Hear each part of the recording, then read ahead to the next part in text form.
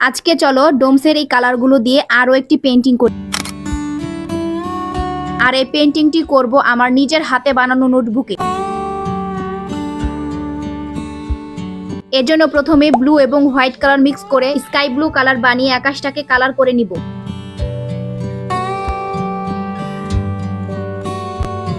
এরপর white colour রং দিয়ে এরকম করে কিছু মেঘ এঁকে নিব। এরপর ব্ল্যাক কালার রং দিয়ে নিচের দিকে এরকম করে গাছের মতো করে এঁকে নিব। একটি 0 সাইজের তুলি দিয়ে এরকম করে কয়েকটি স্পষ্ট পাতা আঁকিয়ে নিব। একই তুলি দিয়ে কিছু ইলেকট্রিক তার আর পাখি আঁকিয়ে নিব।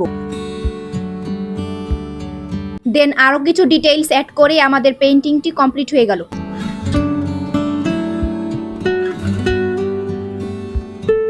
আর পেইন্টিংটি ভালো লাগলে তোমরা ভিডিওতে একটি লাইক আর চ্যানেলটিকে সাবস্ক্রাইব করে দিও।